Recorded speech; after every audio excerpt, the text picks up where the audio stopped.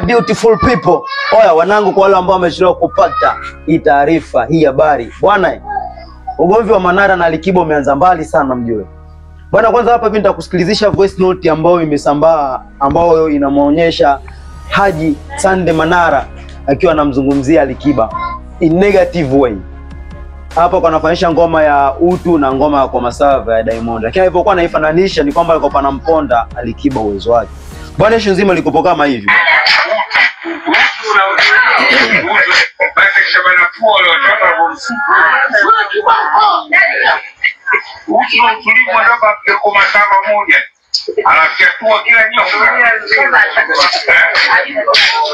Umesikia ngoma bwana?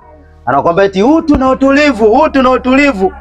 Huyu akipiga kwa masafa moja tu anakaa anatulia. So ugomvi ndio ulipoanzia. Hapo ndio pale ambapo hicho ndio kilichosababisha Alikiba akaamua kupost ile picha ambayo umeona kwenye Insta story yake.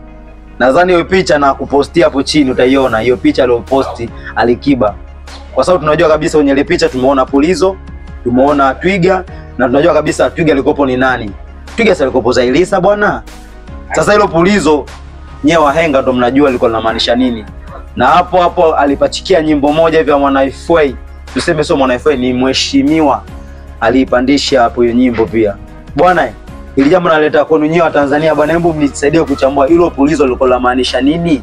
Maana mimi kidogo mdogo ndugu zangu. Nyewe wahenga mniambie lilikuwa linamaanisha nini haswa, ili niweze kuelewa. Oya, official boy hapa, Priest Babylon Killer, we taking over. Yo.